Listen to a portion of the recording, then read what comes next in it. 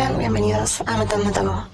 Hoy realizaremos un recorrido por el cementerio de Recoleta con un entrevistado especial y espectacular, Mario Beltrandi. Ok, arranquemos.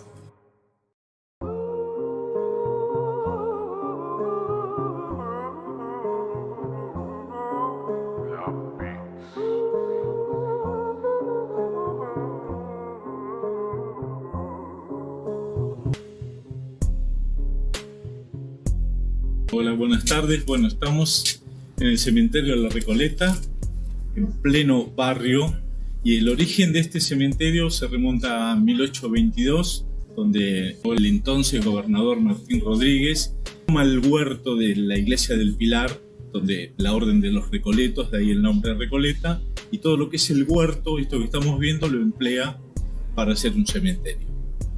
Esto en 1826 se moderniza con el ya Rivadavia, ministro de gobierno, y esta clase acomodada, por eso la clase alta, y por eso ven los mausoleos de potencial económico, caso Salvador María del Carril y otras personalidades que son las que se erigieron en próceres nuestros y después los que marcan toda nuestra actividad comercial del siglo XX.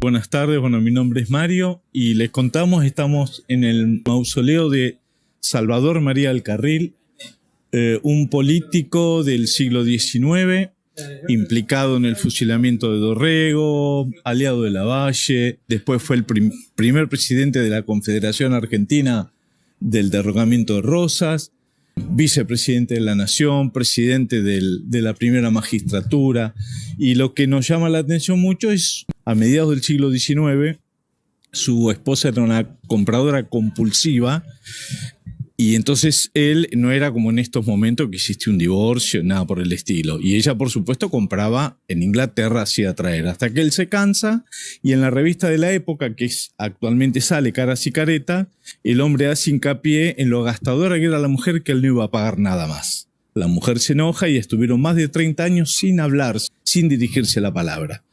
El hombre muere y ella, por testamento, erige este mausoleo, el de ella, dándose la espalda por toda la eternidad, y los cuerpos están dados de tal manera que el día del juicio final, cuando se levanten y se enfrenten, ella le va a recriminar lo miserable que era. Así que esa es un poquito la historia de Salvador María del Carril, un poco el principio de los políticos con cierto manejo, más de 60 años en la política argentina.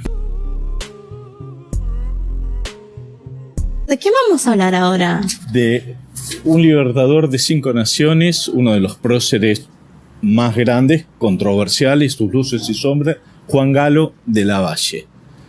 Juan Galo de Lavalle fue un granadero de primera hora de San Martín, acompañó en todo su periplo a San Martín, cruce de los Andes, libertad de Chile, libertad de Perú, la guerra contra el Brasil, con Bolívar. Él libertó 5 naciones. Esa es la parte, la que nosotros conocemos buena. Después, claro, cuando termina, ingresa contrario a Rosas y las controversias de nuestra historia, al resto de Lavalle y los restos de Rosas a unos 50 metros. Cosas de nuestra historia siempre tuvieron enfrentado. Cuando Lavalle inicia la Revolución Libertadora para derrocar a Rosas, Rosas lo gana, alejándose en una famosa batalla de Famaillá y de Quebracho Herrado, en el norte, estamos hablando a la altura de Jujuy, Tucumán, por allá, lo vencen a Lavalle. Las tropas de Oribe fue un antepasado de Amelita Fortabá, si le suena, era el brazo armado de Rosas, lo persigue quería la cabeza para traerla a Buenos Aires. En esa época no se andaban con chiquita. Lavalle muere por un accidente y cuando se entera Oribe, va detrás, él quería la cabeza, literal. Lavalle inicia un periplo para Jujuy, donde Oribe quería la cabeza y los 200 hombres de Lavalle defendían en pleno desierto y se lo llevaron hasta Potosí. El tema es que una vez que fallece Lavalle, a las 24 horas el cuerpo se empieza a pudrir por las altas temperaturas. Entonces uno de ellos, el que tiene el morrión ese que muestra ahí, con un cuchillo de campo, le saca el corazón, los huesos y la cabeza y lo pone en aguardiente para que no se eche a perder. A todo esto la fuerza de Oribe atrás de ellos. Combates, batallas, hasta que llegan a Potosí. Ahí ya no lo persigue más y ahí descansan los restos de Lavalles hasta unos 10 años después, donde ya termina la guerra civil, es derrocado Rosas. Lavalle muere en 1841 y no sé exactamente, pero en 1860 repatrian los restos y bueno, y tenemos acá el granadero que está hecho en bronce con un cañón de la batalla de Chacabuco, la legendaria batalla de Chacabuco que marca la libertad de Chile, y con un mensaje donde dice: granadero, vela su sueño y si despierta, dile que su patria lo admira.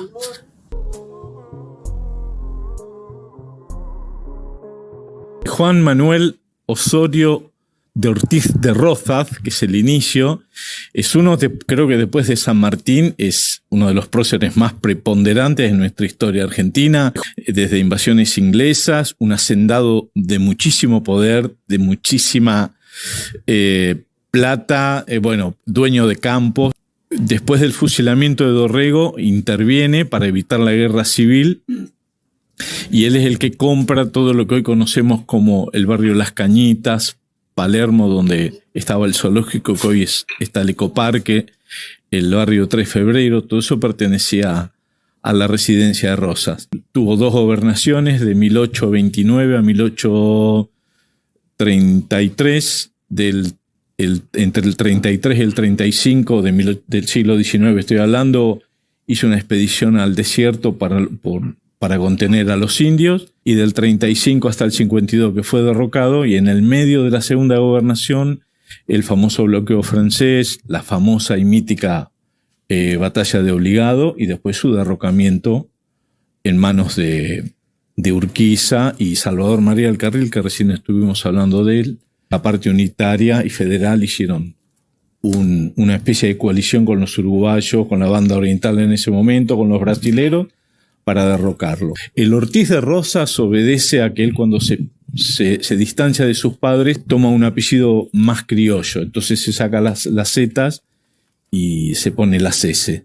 Cuando es derrocado en 1852, su destino es Southampton, no sé si lo pronuncio bien, en Inglaterra. Tuvo 20 y pico años, allí muere, y es uno de los olvidados de nuestra historia argentina. De hecho, fíjense que en la capital federal no existe ninguna calle con su nombre, y lo único que hay es una estación de subte con su nombre, pero el barrio es quien fue su vencedor.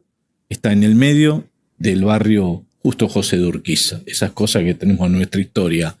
Y Rosa estuvo 100 años en Inglaterra, y recién en el gobierno de Menem en 1990 se extraditan los restos, y cuando hacía recién hincapié por qué tantas personas, acá están sus familiares, este es el panteón familiar, está su esposa, y son todos familiares. Así que esa es un poquitito la historia de uno de los más grandes, por lo menos el más preponderante de nuestra historia argentina, un patriota, por lo menos en mi modesto juicio. Antes de hablar de Eva, nos remitimos a Pedro Eugenio Aramburu, que fue uno de los 3 ideólogos del derrocamiento de Perón en 1955. Hubo un pre-golpe anterior que fue abortado, y en el 55 Lonardi, que tenemos la tumba por allá, Aramburu y Isaac Rojas son los encargados del derrocamiento. En función de eso, después Aramburu, cuando contemos lo de Eva, lo de Evita, todo lo que hicieron con respecto a lo que respecta al antiperonismo, el tema es que en el 1970 los montoneros lo secuestran a Aramburu de su domicilio, lo fusilan, lo matan con un juicio revolucionario, y ahí lo encuentran, y años después, ya sepultado acá, al desaparecer los restos de Eva, los montoneros entraron, sacaron el cuerpo y quisieron canjearlo por el cuerpo de Eva. Bueno, seguimos. En realidad, Eva Duarte de Perón, más conocida como Evita, creo que es uno de los personajes más convocantes más importantes, por lo menos a nivel femenino, de la historia argentina y mucho más del siglo XIX. Compañera de Perón, propulsora del voto femenino. Digamos, para hacerlo sintético, acá lo más anecdótico, lo más aterrador fue una vez que ella muere en 1952. En 1955 es derrocado Perón. Entre 1952 y 1955, Perón contrata a un embalsamador español, Pedro Ara, y este hombre estuvo casi 2 años trabajando en lo que es hoy la CGT en Azopardo, ahí en el Bajo, y estaba en el segundo piso, en una base de cristal, como si fuera un péndulo, y ahí estuvo trabajando casi 1 año para perfeccionar y que sea perfecto el embalsamarla. El tema es que la idea era hacer una especie de monumento, que no recuerdo bien si era, creo que en Plaza de Mayo, en ese momento el peronismo gobernaba, y quería hacer un monumento no sé cuántos metros, una cosa faraónica, y poner los restos de Evita en honor a los descamisados o a la bandera de los humildes, como se llamaba. El hecho es que es derrocado Perón, lo extraditan a Paraguay, de Paraguay a Europa, a España precisamente, y en ese lapso Eva seguía en la CGT.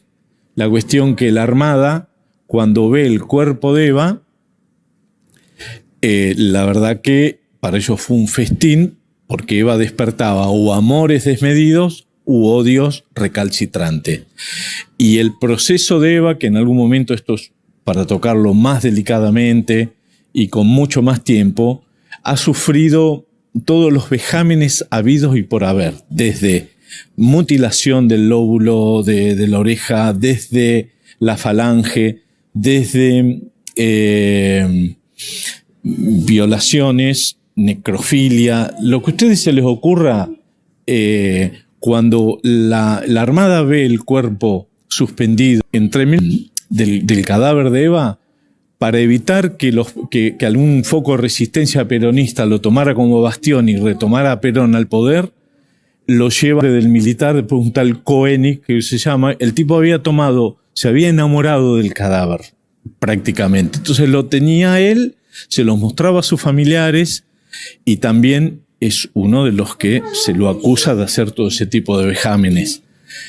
Cuando se entera Aramburu, que ya hablamos de él, lo llevan a otro lugar. El hombre, también con los fantasmas que le provocaba la figura impresionante de Eva, no se olvide que a raíz de su enfermedad, Eva en ese momento pesaba 40 y pico de kilos, era una criatura de 14 años. Y el hombre a la noche, pensando que era un foco peronista que venía a rescatar, dispara a un militar y mata a su esposa. En función de eso, la llevan a Italia, a Eva, y durante más de 2 décadas estuvo en un cementerio esto en combinación con el Papa, y todo en confabulación, y termina en un cementerio de Italia con un nombre, creo que María Magistris o algo así. Todo en ese momento donde el peronismo acá estaba prohibido.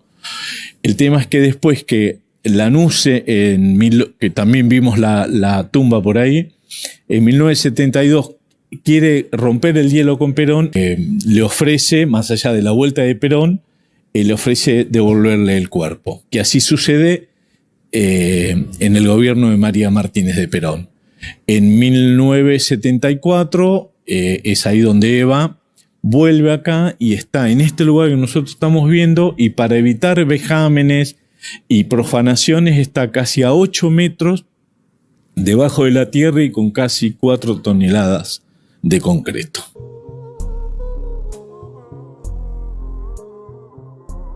En la tumba de Liliana Crociati, es uno de los mausoleos más emblemáticos de Recoleta. En el año 70, si mal no recuerdo, en su casamiento, en su noche de boda, muere una Luz en Austria, muere ella a los 2 días, el marido sobrevive, y el papá, en homenaje el dolor que conlleva todo esto, él hace este monumento, y el perrito Sabú, que si bien estaba acá en Argentina, se cuenta la leyenda, no sé si es verdad, que muere en el mismo momento que ella muere allá en Austria. Y el hecho de que brilla ese hocico, porque dice que el transeúnte o el visitante que lo toque va a tener buena suerte. Luz María García Belloso, pariente de un gran cineasta, que de hecho Blanca Podestá, que hay un teatro, también está enterrada acá.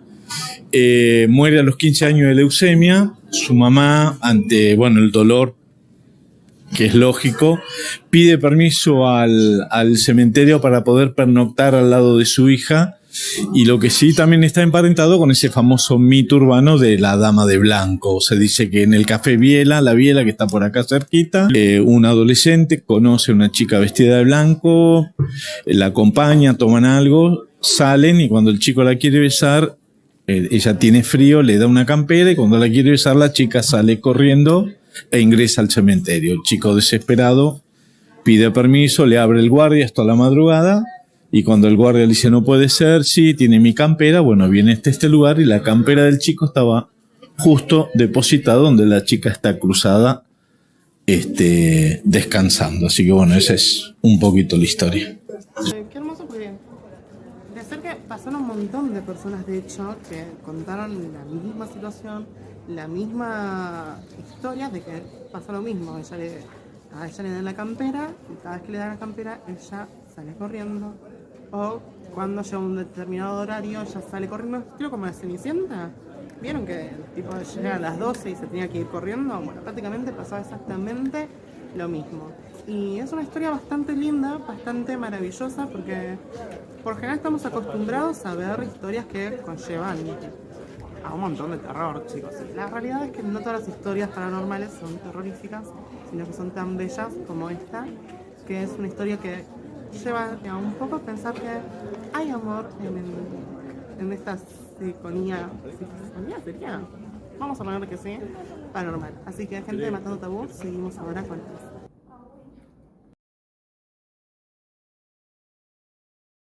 porque sobre todo fue la mujer que trajo el voto femenino, y porque como mujer feminista que soy, me encanta de la mujer.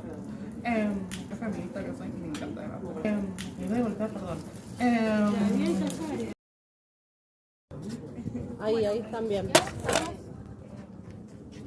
En la tumba de Liliana Cruciati. Mucha impresión, porque no sé si alguna vez estuvieron viendo los ataúdes, que son enormes. O sea, o estas personas medían 2 metros o estaban muy chiquitos. Pero en fin, acá vamos a hablar sobre Rosa, porque es conocida, y recién me estoy descubriendo eso.